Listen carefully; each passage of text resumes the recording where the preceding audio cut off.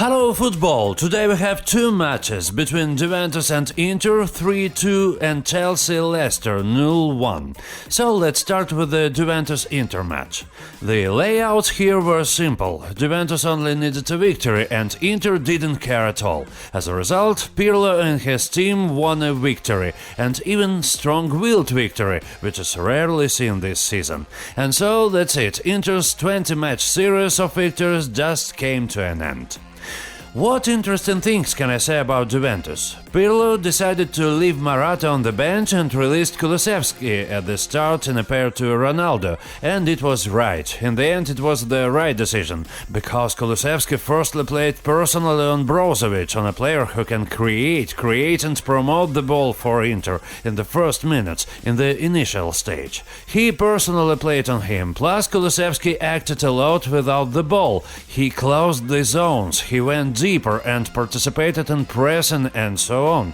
That is, he's the most efficient player. He's like compensation for Ronaldo for his failure to work out in pressing, or it would be even more correct to say for his poor quality work in pressing, because although Ronaldo doesn't like to do this, he at least tries, he at least pretends, but it doesn't work out very well. In fact, Morata can also cope with the same functions that Kulusevski performed in this match, but not as efficiently as Kulusevski did. It's also interesting that Danilo and Cuadrado were on the same flank, and that allowed the Colombian to rise higher and participate more in attacks. And this is also important, because he scored from the connection, then he earned a penalty and he converted it himself, and I'm not talking about how much non-productive benefit he brought. So this is definitely more interesting than putting the dead Macchini on the flank. And Inter's side, everything is much simpler. Conte has no particular options there. He puts up the strongest combat-ready squad, because, well, it's not clear what forces to save up for. The only choice he had was who to put on the left flank, either Perisic or Darmian, and in the end Conte decided to compromise. First he put Darmian, and after that, during the break, he changes him to Perisic. That is both for you and for you, eat this. And for the game as a whole, the picture turned out to be interesting, because Pirlo took into account some points and adopted our previous reviews. For example, some players played personally oriented. That is, let's say Betancourt most often turned out to be against Eriksen, and Kulusevski, as already mentioned a little earlier, opposed Brozovic. That is, the essence is simple: to neutralize Inter players who can aggravate. Secondly, Juve immediately went ahead, immediately started with high pressure, that is, he took risks to the fullest. It was also interesting, because I honestly didn't expect this. The only complaint is what exactly this pressure was for. That is, I understand when, for example, pressure is the best playmaker, as Jurgen Klopp says. That is, we take the ball high, there's no need to mess around in the center, and after that we took the ball, we have already overcome all the stages, and then we immediately create a moment in front. Juventus didn't feel this, as if this pressure was needed only in order to prevent Inter from starting attacks, to prevent the opponent from somehow going from defense to attack. Inter itself loves to be pressed, but at the same time Juventus did not try to squeeze a lot of changes out of his pressure. Roughly speaking, it was like, we take the ball and according to the circumstances we will decide what we will do next. Because usually when the pressure is good, high and of high quality, then in order to create chances in front you must pull up the defense higher and the center a little higher. That is, the pressure must work harmoniously with the whole team. But here it was not so. Here it was neither one thing nor the other. It wasn't hyper-tight pressure as a playmaker either, so not everyone goes up. At the same time, reliability in defense is also preserved. That is such a 50-50, and in general it was such a pressure to neutralize Inter, and that's it. It was the main task. And if it really was their main task, then they coped with it perfectly. Inter experienced serious problems, because in the first half they made only 2 hits, and one of them was a penalty, and the second one was made with a head after a corner kick. At the same time, Juventus himself responded with his 11 blows and justly took the lead. That is, everything seems to be according to plan. For the first half, yes, Juventus can be praised 100%. They were great, they made us happy, surprised us, and also achieved the desired result. Pirlo was there, probably twitching in ecstasy during the break, but what happened to them in the second half? I honestly don't know. Well, most likely it was tried fatigue, because they went out not to keep the score, they went out not to dry the game, because Juventus acted in the same way, they tried to personally oriented pressure, they played high enough, they tried to play accordingly to the opponent, they didn't pinch on their half of the field, they acted in much the same way. But at the same time they immediately gave up possession of the ball, they don't have time in pressing, they don't have time in personal martial arts. They only dealt 2 pissing blows in second half. This is banal fatigue. They are not used to playing in such a rhythm, in such a style as it was in the first half. And so, let's take the result. That is, there's something to work on. You need to have enough strength for at least, I don't know, maybe for 70 minutes of playing in this style.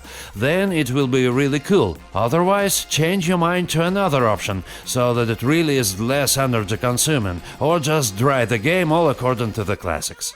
Seeing these problems, plus the reaction to the removal of Betancourt, Pirlo makes correct and accurate substitutions here. He needed to cover the hole in the center, so McKinney released. Later, seeing that Inter can now explode and score, he removes the useless Ronaldo and releases Morata, who is just fresh and will sink into midfield to help the team. He also removed Chiesa and rebuilt into the scheme of 3 central ones, where Sandro and Cuadrado became laterals. In general, everything was exactly right in detail.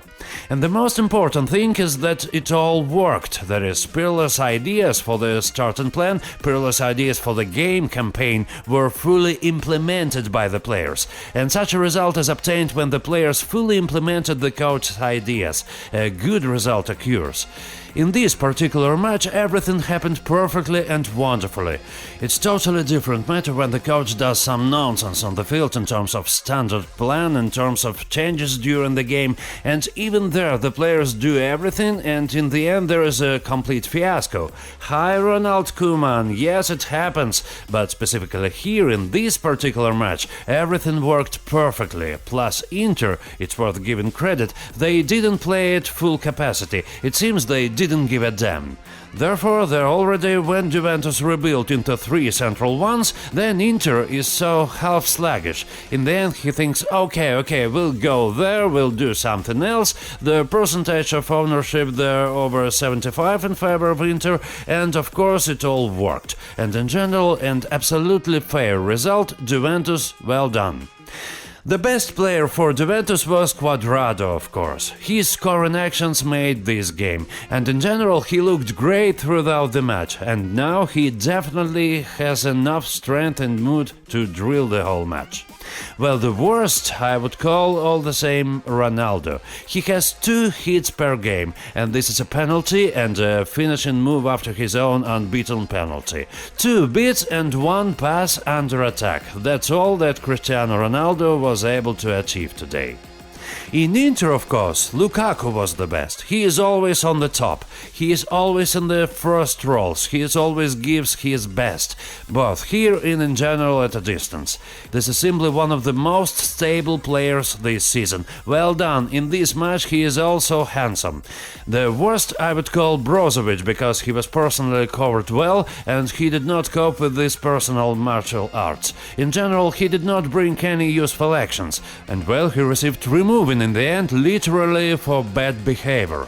Well, a seemingly experienced player, seemingly the leader of the team, one of the leaders, and behave like that in a match that is not particularly important from the point of view of tournament significance, well, in short, that's what. Let's move on. Here we have the FA Cup final where Chelsea and Leicester met. Here Rodgers took a peek at the experience of past rivals of Chelsea and adjusted by setting up a scheme with 3 central ones. Although Evans was not completely healthy, for example, and during the match Castagna eventually took his place. Well, the main rate is ahead on counterattacks with the participation of Iheanacho and Vardy. But, and it seems like there are options ahead, they flicker because Leicester did not cuddle like the Arsenal in their recent match against Chelsea. It did not cuddle very hard to its goal, that there's no straight option ahead at all. No, there was Vardy and there was Iheanacho. But here, if in the end you look, that is in fact how it happened in the end. According to Vardy, Thomas Tuchel very coolly came up with how to neutralize him. We'll talk about this a little later. Iheanacho, he was simply mistaken more than he did any useful actions. Therefore, I repeat, theoretically it seems like there are options ahead. Everything is fine, the Leicester is ready, but in fact all this did not bring any benefit to Niko Kovac. In defense, a special load in this case fell on DD, who played a little dirty, but coped with his task perfectly. It doesn't seem that even N'Golo Kante can envy such a thing. And already Suenju and Fofen collected the entire top and blocked the blows. That is, their main task was to neutralize Chelsea, and that's all, we don't need anything else. But as for Chelsea, there are a couple of interesting moments. The same goalkeeper, who expected to see Kepa here? Yes, no one except Thomas Tuchel himself, but in the end he exposes him. Everything is fine, and in general there are no complaints about Kepa, but there was no serious moments to check him for professional suitability. On the other hand, that shot, that scoring shot by Tielemans is beautiful, stunning, beautiful, and no goalkeeper would in fact drag well in his position. There's no goalkeeper mistake. Even if you put Neuer there, the ball would still fly in. The second interesting moment, and perhaps one of the key ones, is when Tuchel decided to change James and Azpilicueta in places. There is one simple reason for this. James had to personally patronize Vardy, and in general he succeeded. Already in the first half you can find 3 or 4 moments when James prevented the main Vardy from doing at least something, and in general Vardy was turned off for almost the entire match. That is, this idea worked perfectly, and Vardy did nothing, and in general, the Chelsea defense played correctly, well, reliably, wonderful and great. Leicester had 1 shot on target for the entire match, and that's scoring. But to the center there are several questions, to the center of the Chelsea field, I mean. There comes a bunch of Kante and Jorginho. Kante is great, wonderful, really good, but there was Jorginho, from whom I didn't expect that he suddenly, at some moment, at such an important segment of the season, will simply begin to fail on all fronts. In the last match he makes a pass, but in this match too, pay attention to his personal mistake. That Tielemans scored because before Tielemans hit he controlled him. He was literally 1 step away from him, he controlled him for a long time. But in the end, nothing done. He did not try to steal the ball, didn't try to block him. Especially normal, nothing, just nothing, although he knows that Tielemans hits from a distance perfectly, especially since he was already walking straight to his high-pitched, successful, familiar position from which he can just pierce and stitch through the goal net, and that's it. In fact, it turns out that Chelsea's last 2 defeats, that is from Arsenal and from Leicester, are they on the shoulders of whom? That's Jorginho's. With the attack group there are fewer questions. Here the coach's logic is visible. Werner can earn a conditional penalty, he can run behind the back. Mount is just the main tack, and Ziyech can create beauty on an individual skills. Therefore, there are no questions specifically to Tuchel regarding the choice of the attacking line, but the players let him down. Werner strikes past as usual. Ziyech seemed to flash somewhere at first, trying to do something, and then he fell out of the game, and this time Mount couldn't save it at all.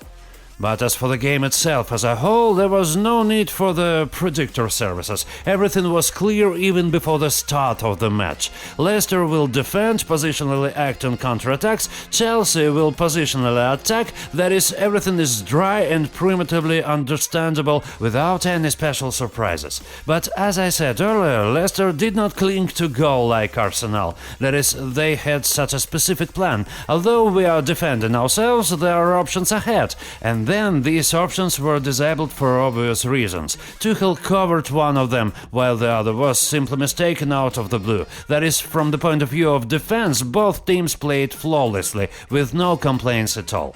But in the attack, everything was set for both of them. Chelsea had the ball, possession and shots, but the quality of the shots was weak. They were all practically long range. But all the same, sooner or later, with such a dominance, something should fly in, and at least 2 chances for Chelsea in this match should have been converted into goals. But Schmeichel said, not today.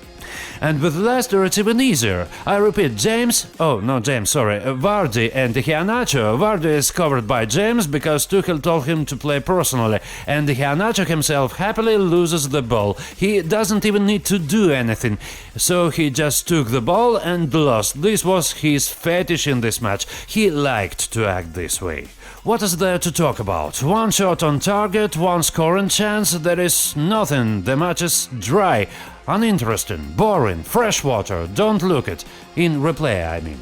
After the score, Rodgers immediately removes Iheanacho and releases Maddison. Now only Vardy is ahead and the team is even more focused on defense. And Tuchel, on the contrary, throws everyone into the attack, where all the most dangerous things were created. There is Mount's shot and a goal from an offside position, and one more blow, if I'm not mistaken, from Chilwell. So I think if Chelsea had had a little more time, it would probably have at least equalized the score. What can be summed up in Chelsea? What is a small intermediate result? For example, I don't know how about you, I like the fact that the rivals seem to be adjusting to Chelsea. And if you take the last match, then both Leicester and Arsenal were adjusting, trying to neutralize it as much as possible, to interfere as much as possible on each part of the field, to cover the players personally, and so on. And Chelsea, even in such difficult conditions, even if one of the players is missing, still creates moments, somewhere on individual skills, somewhere with team actions, and more often with just team actions. But all the same, it creates these moments. There is simply not enough completion, and that is the problem. But you must admit, Leicester fans and Arsenal fans, in terms of quality of the game, the number of created chances, Chelsea was stronger anyway, and lost simply due to the fact that they did not convert their chances. And in Chelsea, on the other hand, I like that no matter how much the circumstances are against them, how the opponent line up, Chelsea still try to dominate, to create chances, and so on. But on the other hand, guys, you have to implement this whole thing, otherwise you will finally turn into Manchester City.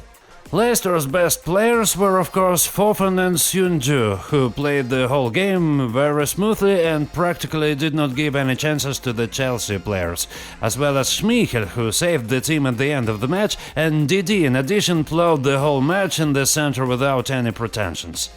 The worst in Leicester is of course Iheanacho. We have already explained why. And even if you look not only at this match, here he made just mistake after mistake in every moment, even when receiving the ball. Just look at what he did in the last match. He created such a beauty, scored so many goals, so many effective actions, and suddenly he was blown away.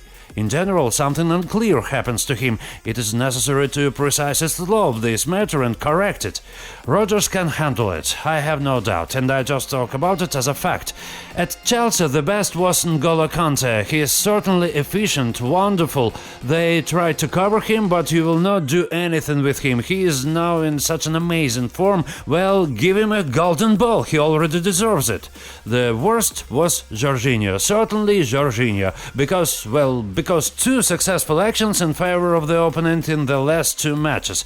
It's a horror, and this Jorginho is called one of the most interesting modern players.